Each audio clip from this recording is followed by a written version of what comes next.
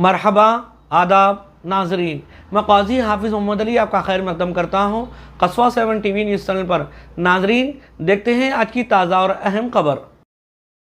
खुशामदीद मोहतरम नाजरीन, आप तमाम का कस्बा 7 न्यूज़ चैनल में खैर मकदम है।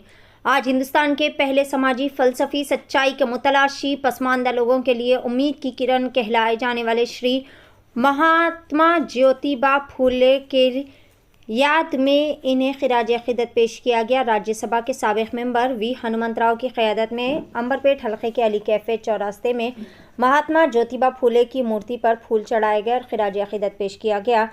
इस मौके पर तेलंगाना स्टेट इंचार्ज और CWC member Deepdas Munshi, Telangana Pradesh Congress committee के सदर बोम्बा महेश कुमार गौड़, अंबरपेट हल्के के incharge doctor Rohin Reddy, Telangana corporation fisherman chairman Mittu Sai और दीगर भी मौजूद थे। दिन में तेलंगाना प्रदेश सेक्रेटरी शुंबुला श्रीकांत गौड़ और दीगर कांग्रेस पार्टी के सीनियर लीडरान भी मौजूद थे। तमाम ने ज्योतिबा के बेहतरीन खिदमात को खूब ज़्यादा सराहा और इनकी बेहतरीन खिदमात व कुर्बानियों को भी याद किया। पेश है कस्बा 7 न्यूज़ चैनल की खुसूसी रिपोर्ट।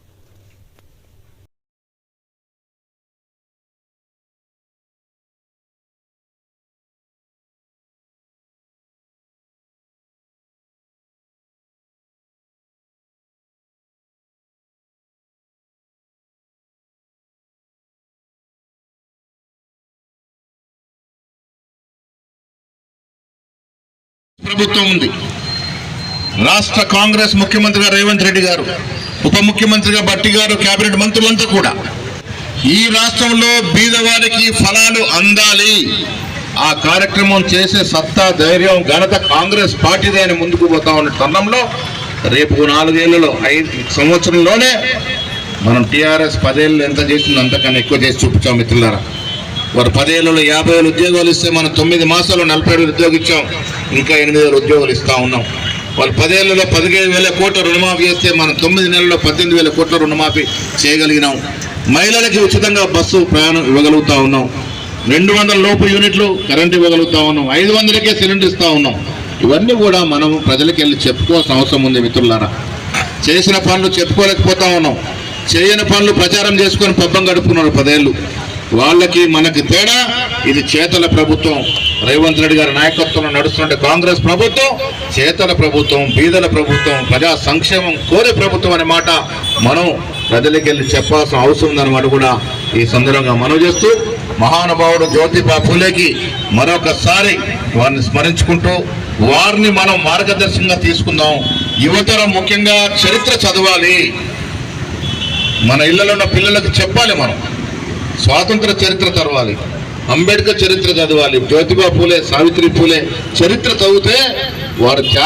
పెద్దలు వి హనుమంతరావు గారికి, ఈ కార్యక్రమానికి ముఖ్య అతిథులుగా విచ్చేసిన PCC అధ్యక్షులు మహేష్ కుమార్ గౌడ్ గారికి, అదేవిధంగా AICC Telangana incharge CWC member పెద్దలు దీపదాస్ మున్షి గారికి, మెట్టు సాయి గారికి, కృష్ణమోహన్ గారికి, కత్తి వెంకటస్వామి గారికి, శ్రీకాంత్ గౌడ్ గారికి, లక్ష్మణ్ యాదవ్ గారికి, లక్పత్ యాదగిరి గారికి, జిడ్డు రాంబాబు గారికి, గరిగంట్ రమేష్ గారికి, పులి జగన్ గారికి, నారాయణ స్వామి గారికి, అదేవిధంగా జిల్లా అధ్యక్షులు యూత్ కాంగ్రెస్ మోతా రోహిత్ గారికి, అదేవిధంగా బొల్లి కిషన్ గారికి, ఈ సమావేశానికి విచ్చేసిన ప్రతి ఒక్కరికి కూడా పేరు పేరున నమస్కారాలు తెలియజేస్తూ, ఈరోజు మహాత్మా జ్యోతిరావు ఫులే గారి వర్ధంతి రోజు.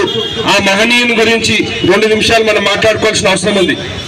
ఎందుకంటే ఆ రోజు సమాజంలో ఈ అన్టచబిలిటీ కానీ, మళ్ళా ఈ చదువు మీద కూడా ఆ రోజు అవగాహన లేని రోజుల్లో ఆ రోజు ఒక బిజినెస్ మ్యాన్ గా ఉండే మహాత్మా జ్యోతిరావు ఫులే గారు ఆ రోజు ఆయన ఒక కాంట్రాక్టరు, అదేవిధంగా ఒక అడ్మినిస్ట్రేటరు, తర్వాత ఆయన ఒక ఫార్మర్ కూడా.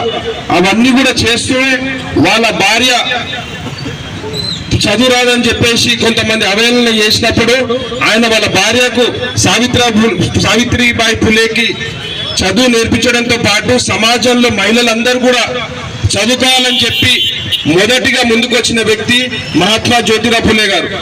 ఆయన దేశవ్యాప్తంగా తిరుగుతూ ప్రతి దగ్గర కూడా మహిళలకు చదువు నేర్పించాలనే ఉద్దేశంతో ఆయన దేశవ్యాప్తంగా ఈ స్కూల్స్ కూడా ఆయన ఏర్పాటు చేయడం జరిగింది.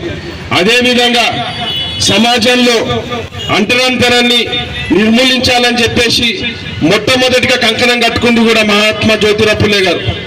ఆ రోజు సమాజంలో మనం అందరం కూడా ఒకటే, అందరం కూడా మానవులను గుర్తించిన మహనీయుడు మహాత్మా జ్యోతిరావు ఫులే గారు.